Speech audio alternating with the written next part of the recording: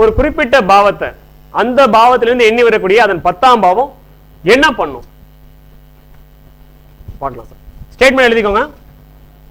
ஒரு குறிப்பிட்ட பாவத்தை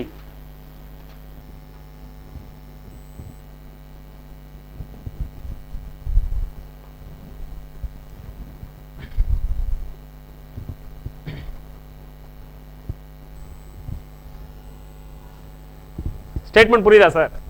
பகுதி 5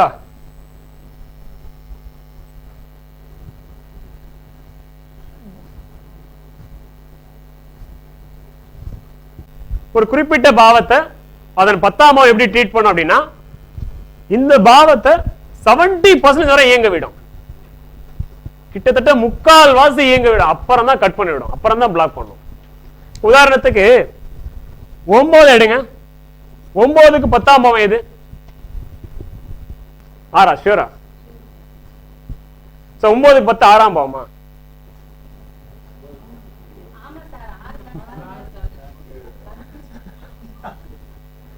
ஓகேவா?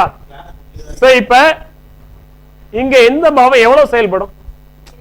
9ஆம் பாவத்துக்கு 10ஆம் பாவமா வர்றதுதான் 6ஆம் பாவம். 9ல இருந்து என்னங்க?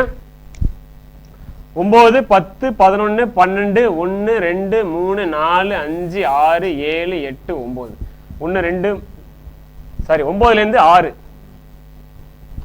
1 2 3 4 5 6 7 8 9 10 ரைட் சார். அப்போ 9ல இருந்து 10 என்னும்போது 6ஆம் பாவம் வருது. சோ அப்ப இந்த 9ஆம் பாவத்தை என்ன தெரியுமா சார் பண்ண? 6ஆம் பாவம் 70% வரை இயங்க பர்மிஷன் கொடுத்துரும். போயிட்டு போ. 70% எபோவ் ஆவரேஜ், கிட்டத்தட்ட முழுமையா இயங்குற ஸ்டேஜுக்கு வந்துருது. அதுக்கப்புறம் என்ன தெரியுமா பண்ணோம்? திடீர்னு முழிச்சுக்கிட்டு 9ஆம் பாவத்தை கட் பண்ணி அப்புறம் 6ஆம் பாவம் டேக் ஓவர் பண்ணும். அப்ப 30% 6ஆம் பாவம் செயல்படும்.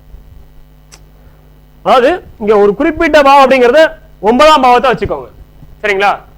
9ல இருந்து 10 எண்ணுங்க, 6 வரும்.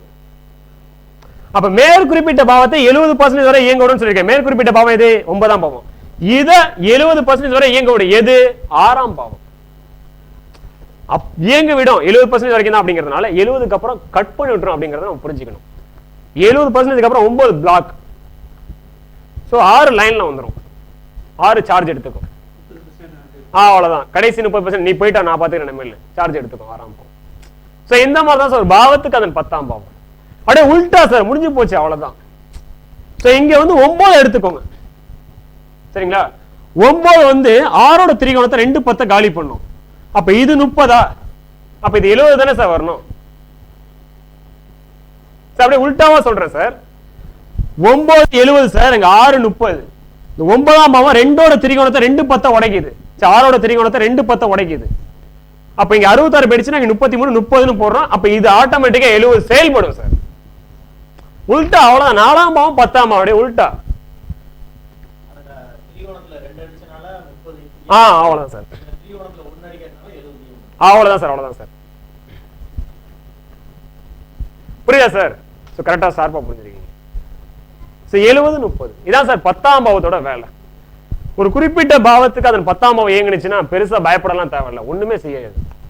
70% இயங்க விட்டுருச்சு சார், முடிஞ்சு போச்சு. 100க்கு 70 மார்க் நல்ல மார்க்கா இல்லையா சார்? 35 பாஸ் மார்க், 70 டபுள் மடங்கு வந்துருச்சு, டபுள் பாஸ். அதனால இது ஒரு நல்ல அமைப்பு தான் சார். சரிங்களா? ஆக்சுவலா சொல்ல போனா இது எதிரினே சொல்லக்கூடாது, பேருக்கு எதிரி அவ்வளவுதான். ஏன்னா 30% தான் புடுங்குது, மீதி 70% வந்து செயல்பட வைக்குது. அதுக்கப்புறம் பேலன்ஸ் 30% வாங்கி அதுக்கப்புறம் இதை டேக் ஓவர் பண்ணுது. அதனால 30% ஒன்றும் பெரிய விஷயம் கிடையாது சார். 10ஆம் பாவத்தை நம்ம எதிரின்னு சொல்றது கூட கரெக்டா வராது. முழு பலன் கிடைக்காது, திருப்தி இருக்காது மேடம். ஏன் சொல்லுங்க? 11ஆம் பாவம் திருப்தி, 10ஆம் பாவம் திருப்தி அற்ற மனோநிலை. மேடம் அற்புதமா சொன்னாங்க, 70% இயங்குது இருந்தாலும் முழுமை அடையாது அப்படின்னு சொல்லி சொன்னாங்க. 70% இயங்கினா கூட இந்த பாவம் வந்து முழுமை அடையாது, ஏன்னா பேலன்ஸ் 30 இது வாங்கிக்குதுல. சோ அதனால முழுமை அடையாதுன்னு சொன்னாங்க. திருப்தி இருக்காது. முழுமை அடையலன்னா திருப்தி இருக்குமா சார்? இருக்காது. ஏன் திருப்தி இருக்காது? 10ஆம் பாவத்தை பத்தி பேசிட்டு இருக்கோம். ஒரு பாவத்துக்கு 10ஆம் பாவத்தை பத்தி பேசிட்டு இருக்கோம். 11ஆம் பாவம் முழு திருப்தி, 10ஆம் பாவம் திருப்தியற்ற மனோநிலை. லாஜிக் இங்க வந்துருச்சா சார்? அவ்வளவுதான் சார்.